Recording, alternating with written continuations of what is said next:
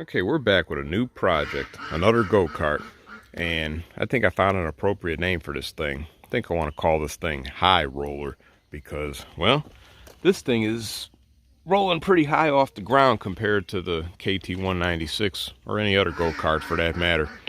But as we can see, there's a few things that are going to need to be addressed on this thing before I can make it worthy of riding around the dirt and grass. First thing is going to be the steering column because, well, it's broken. And with that, I actually want to locate the steering column dead center since this is going to be for a single person to ride anyway, not a couple little kids. The other thing that'll have to be addressed is our brake pedal because with centering the steering column, this brake pedal is going to have to come way over here to the right, and that'll involve chopping out this floor and relocating some of that metal. Then we will obviously need an engine, and because this thing is pretty heavy, the engine's going to have a torque converter. Also, another funny thing to note, this thing has a drum brake on it that I'll have to link up to with our brake pedal control. That'll probably get upgraded later on to a disc brake setup because I don't know how well this thing's even going to stop with that drum brake. It might. And lastly will be somehow getting a seat set up, whether I use this or something else. We'll start off by hacking out the old accelerator pedal bracket since it's going to be going farther to the right. Along with that, we'll cut out the square of sheet metal on the right side as well, as we won't be needing that. From here, we'll weld in a piece of angle iron farther to the right to support our accelerator pedal, with simple fasteners, of course, nothing complex. On our rack and pinion, I bolted a scrap piece of metal that I trimmed down to clear one of the tie rods. This will be welded to one of the center posts on the front of the go-kart, starting with a tack weld, so I can test out whether the assembly is going to actually steer like I need it to. And of course I will have to find dead center with the rack and pinion assembly so I could finish welding the whole thing in place, being satisfied with how everything sits.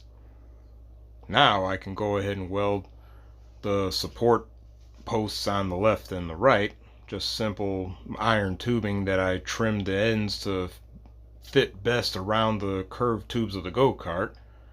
First get some test welds in place so I could make sure everything is sturdy, and then I could go ahead and test this thing's ability to actually steer the go-kart with my weight on it, because, well, if it can't steer and things start breaking, that can make for a bad day for me or whoever's riding. But with everything tested, go ahead and finish welding everything up all the way around, making sure we got a good solid weld on every joint. Okay, looking at our brake pedal, it's a simple rod setup. It was running along the inside of the frame rail, but because of the position of our brake drum, that would make for a rather awkward linkage. So what I'm doing at this point is I bent the rod to go along the outside, and at this point right here I'm gonna weld this nut that I modified as a hanger of sorts so it can hold the rod in position right in front of where the drum brake band is at, and then I'll have to add some material to that rod with a linkage to hook up to the brake band so the thing will be able to put tension on that band as intended. Well, surprisingly, we really don't need a return spring on the lever because the brake band itself is acting as a spring. It returns itself regardless of a spring being present, so it's actually doing its job. Worst case scenario, if I do anything, I might put a spring on here just to kind of hold the pedal at a more vertical position so it won't be so hard to try to hit this thing when we're actually driving it. But with that, move on to the accelerator cable. As for our accelerator cable, on the old setup, it had a long rod that was hooked up with a kind of a lock nut of some sort, but we're not going to need this rod because the setup we're doing with the Predator engine that we'll be using does not facilitate the use of this linkage on the accelerator pedal. Instead, we're going to be going with a regular throttle cable. This cable right here is the one that was used on the KT-196 originally before we upgraded to the Mikuni carburetor. In order to accommodate this cable, I'll have to weld a little metal bracket in place in order to hold the threaded end of the cable, and then bolt another little bracket to the accelerator pedal itself in order to hold the knobbed end of the cable core so the cable can be worked similarly to how it would be on the KT-196. I'll also have to weld or use a bolt to act as a pedal stop so the pedal doesn't go backwards too far, as well as attach a return spring so the pedal can stay in a home position when it's not being accelerated. Afterwards, route our cable underneath the seat, make it nice and neat with some zip ties, and get it staged in about the spot where we'll need it to be, so when we put our engine in place, we'll be able to secure the cable to the throttle linkage on the carburetor. As for our ratty seat that came with this thing, we're not going to really do a whole lot with this because I have a future plan of essentially making some form of racing bucket seat, because the ones that I see available for smaller machines like go-karts or whatnot are super expensive. So I feel I could make a seat that'll suit our application just fine, and then put some foam rubber and padding on it to cover it up afterwards. But that'll be on another video. But for right now, the seat that we currently have for this thing that's trashy, it's just a simple thing. Just gotta slide it over here, set it down, and for all intents, we're pretty much good. It's really not a whole lot else you could do with this thing. I mean, I mean, if I really want to, I could probably put some zip ties around it, go a little more bootleg, and just secure the bottom portion, which, I probably could do that just to keep it down. Give me a second. Alright, make things simple with our ratty seat. I just poked 3 holes, 1, 2, 3, and then drilled 3 holes through the floor there so I could put our zip ties in place. Had to take a few seconds to string these zip ties through. It's not as straightforward as one would hope, but I got it.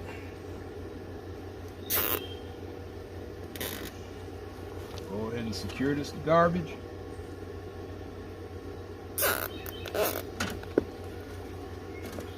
I'll go ahead and zip those later, but now our seat's secured in nice bootleg fashion, and we're ready to go on that. So now all that's left is getting our engine in place. Alright, we finally have our torque converter in.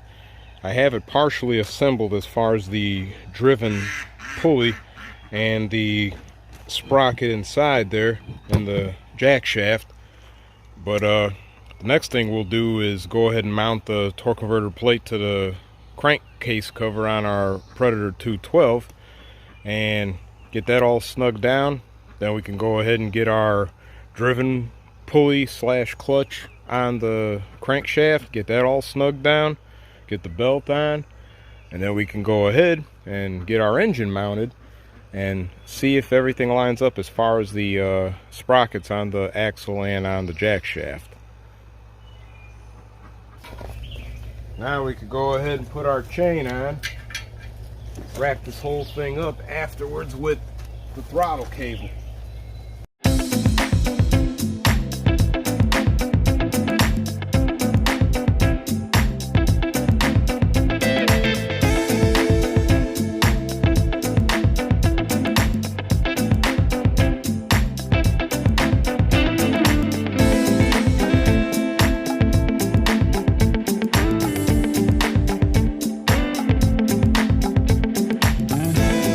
Alright, everything is put together. We have our chain on, tires are aired up, plenty of gas in the engine, let's see if everything starts up and if things operate as designed, where we can actually test drive this thing.